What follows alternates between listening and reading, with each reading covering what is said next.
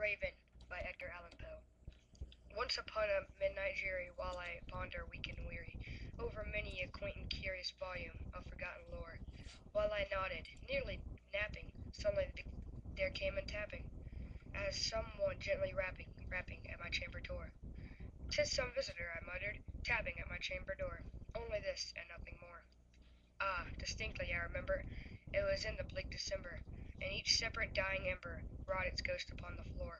Eagerly I wished the morrow, vainly I had sought to borrow from my books surcease of sorrow, sorrow for the loss of Nor, for the rare and radiant maiden, whom the angels name Nor, nameless here forevermore.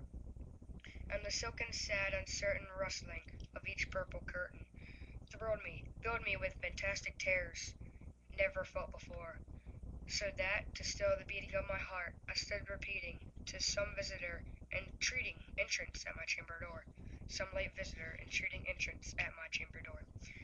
This it is, and nothing more."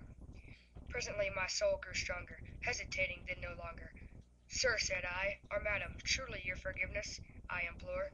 But the fact is, I was napping, and so gently you came rapping, and so faintly you came tapping at my chamber door, that I scarce was sure I heard you.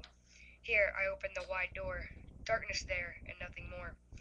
Deep into that darkness peering, long I stood there wondering, fearing, doubting, dreaming dreams no mortal ever dared to dream before. But the silence was unbroken, and the darkness gave no token, and the only word there spoken was the whispered word, "Lenore." This I whispered, and an echo murmured back the word, "Lenore." Merely this and nothing more. Back into the chamber turning, all my soul within me burning, soon again I hear a tapping, somewhat louder than before. "Surely," say I, "surely that is something at my window lattice. Let me see then what there it is, and this mystery explore. Let my heart be still a moment, and let this mystery explore. 'Tis the wind, and nothing more." Open here I flung the shutter, when with many a flirt and flutter, in there stepped a stately raven of the saintly days of yore. Not at the least of science made he, not a minute stopped or stayed he, but with mien of lord or lady, perched above my chamber door, perched upon a bust of Pallas, just above my chamber door, perched and sat, and nothing more. Then this ebony bird, beguiling my sad fancy into smiling, by the grave and stern decorum of the countenance it wore, though thy crest be shorn and shaven, though I said, "Art sure no craven, ghastly grim and ancient raven, wandering from the nightly shore, tell me what thy lordly name is on the night's Plutonian shore." Quoth the raven, "Nevermore." Much I marveled this ungainly fowl to hear discourse so plainly, though it answered little meaning, little relevance bore, for we cannot help agreeing that no living being ever yet was blessed with seeing bird above his chamber door, bird or beast above the sculpted bust above his chamber door, with such name as Nevermore. But the raven, sitting lonely on the placid bust, spoke only that one word, as if his soul in the one word he did outpour. Nothing further than he uttered, not a feather than he fluttered, till I scarcely more than muttered, "Other friends have flown before, on the morrow he will leave me, as my hopes have flown before." Then the bird said, "Nevermore." Startled at the stillness broken by reply so aptly spoken, "Doubtless," said I, "what it utters is only stock and store, caught from some unhappy master, whom unmerciful disaster followed fast and followed faster, till his song's once burden bore, till the diggers of his hope that melancholy burn bore of nevermore."